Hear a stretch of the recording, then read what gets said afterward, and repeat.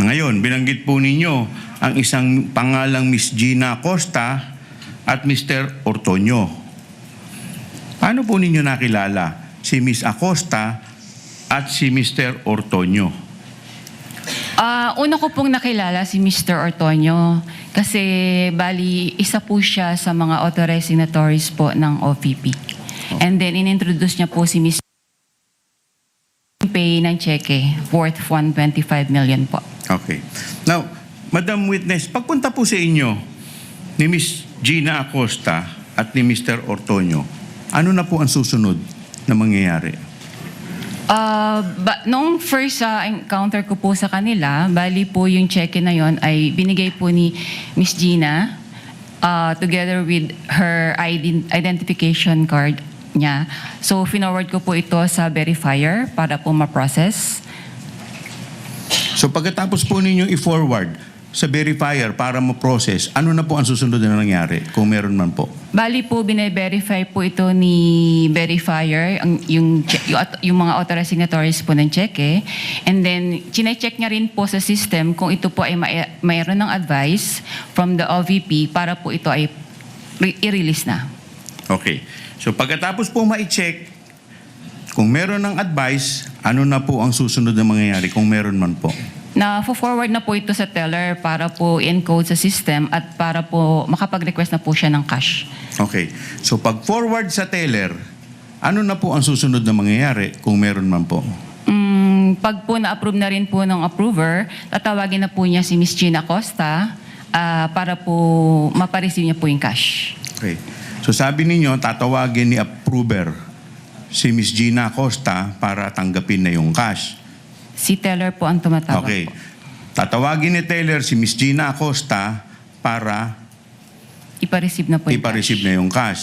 Ano na po ang susunod mangyayari pagkatapos pong i-inform ni teller si Ms. Gina Acosta? Bali, since malaki din nga po yung amount, ina-guide po si Gina Acosta papasok po sa backroom para po doon i-release yung cash. Okay. Ngayon, may binabanggit po kayong backroom. Sino-sino po ang nasa backroom kung alam po ninyo?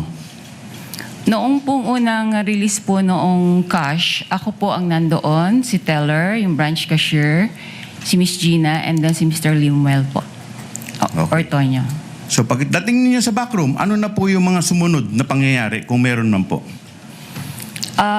Nirelease po yung ng teller po, after po ma-receive doon sa cheque po, yung payment received, nirelease na po ni teller yung cash kay Miss Gina in packs po siya worth 1 million each po.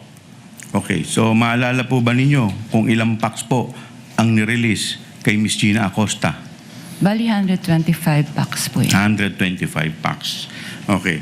Now, pagkatapos pong i-release itong pera in packs, in 125 packs, ano na po ang susunod na mangyayari? Bali, nilalagay na po nila yon sa dala po nilang bags. Okay. Ngayon, meron po kayong binanggit na bag. Madam Witness, anong klaseng bag ang pinaglagyan ng pera kung maalala po ninyo? Sa pagkaalala ko po, isang mahabang malaking bag po siya. Para pong gym bag. Okay. Madam Witness, ilang bag po ang dala po ni Miss Gina Acosta at ni Mr. Ortonio? Sa pagkaalala ko po, mga 3 to 4 bags po yun. Okay. Now, Madam Witness, sabi ninyo, nilagay dito yung 125 million sa 3 to 4 bags. Okay. Ano na po ang susunod na mangyayari pagkalagay po nila dito po sa bag? Lalabas na po sila ng bangko. Okay. Madam Witness, si Miss Gina Acosta lang po ba? O sino, may kasama pa po ba si Miss Gina Acosta at saka si Limuel Ortonio? Sa pagkaalala ko po, meron po silang kasama. Ilan po? Kung maalala po ninyo? Hindi ko na po ma-recall. Okay.